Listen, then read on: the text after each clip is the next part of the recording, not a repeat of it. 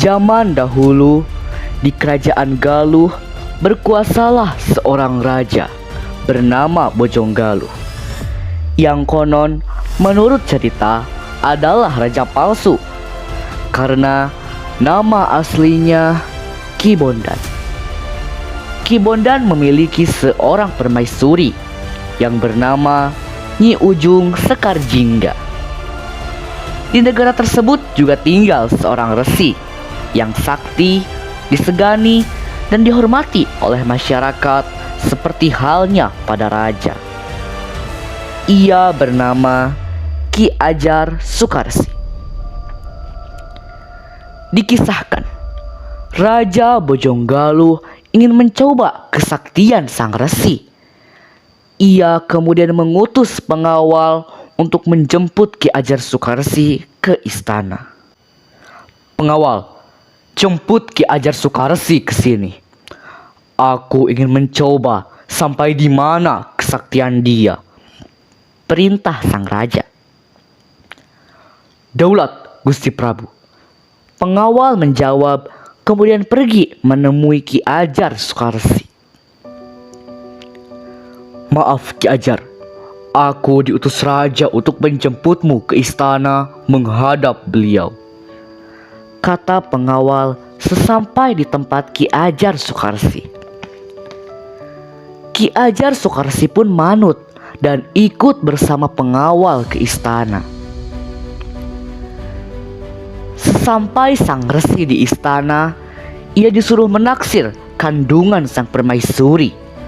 Apakah anaknya laki-laki atau perempuan? "Aku sudah mendengar kesaktianmu, wahai resi. Sekarang, tolong buktikan padaku. Bila kau benar sakti, coba tebak, bayi yang sedang dikandung istriku ini laki-laki atau perempuan?" Sang raja bertanya dengan pongah. Sambil menyembah takzim, sang resi menjawab, "Ampun beribu ampun Baginda. Hamba bukanlah manusia sakti.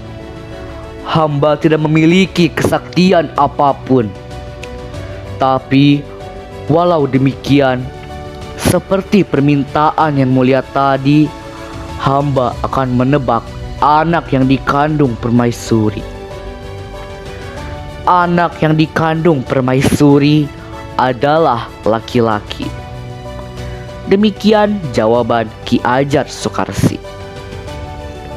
Sebetulnya ia sudah waspada karena sudah mengetahui raja sedang menipunya.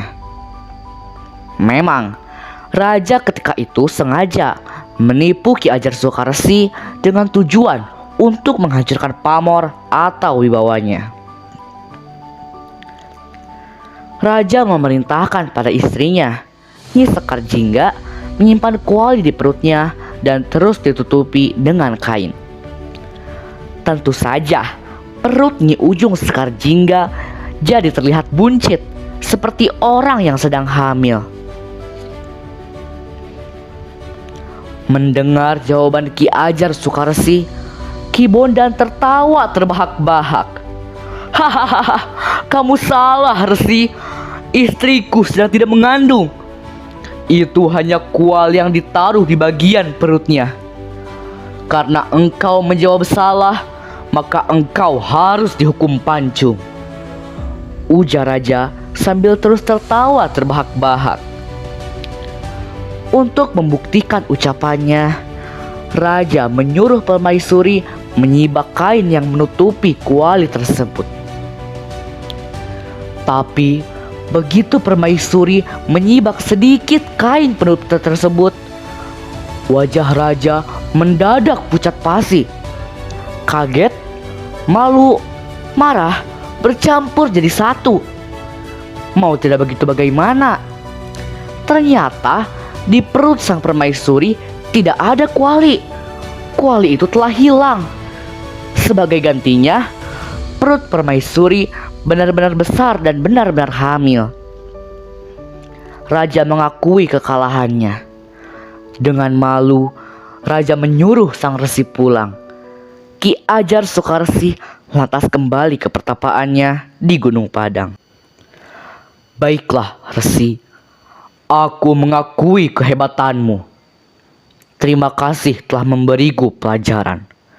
Silahkan, sekarang aku persilahkan engkau kembali ke Gunung Padang, bertutur sang raja. Ki Ajar Soekarsi kembali ke pertapaannya di Gunung Padang. Namun, diam-diam ternyata raja menyuruh prajuritnya untuk membuntuti Ki Ajar Soekarsi dan membunuhnya. Dasar Ki Ajar Soekarsi sakti, semua prajurit yang mengeroyoknya kalah dengan mudah. Tapi, walau demikian, akhirnya Ki Ajar Soekarsi mengalah. Ia pun tak melawan. Dengan tubuh yang penuh luka, ia melanjutkan perjalanan menuju pertapaannya di Gunung Padang. Kembali ke masalah kuali. Ternyata kuali tersebut secara gaib telah ditendang oleh Ki Ajar Soekarsi dari perut Nyi Ujung Skarjingga. Ki Ajar Soekarsi memohon pada Yang Kuasa agar Nyi Ujung Skarjingga benar-benar hamil, dan ternyata dikabulkan. Kuali tersebut hilang dan digantikan oleh janin dalam kandungan Nyi Ujung Skarjingga. Ketika lahir, ternyata memang anaknya benar laki-laki. Dalam satu versi cerita, anak tersebut diberi nama Ciung Wanara. Tempat jatuhnya kuali yang ditendang secara gaib tersebut jatuh di daerah yang bernama Selapanjang. Tempat tersebut selanjutnya berubah nama jadi Kawali. Nah, di tempat jatuhnya kuali tersebut juga muncullah mata air yang kian hari kian luas dan menjadi sumber air yang sekarang diberi nama Cikawali. Tempat tersebut kini ada di dalam situs Astana Gede Kawali.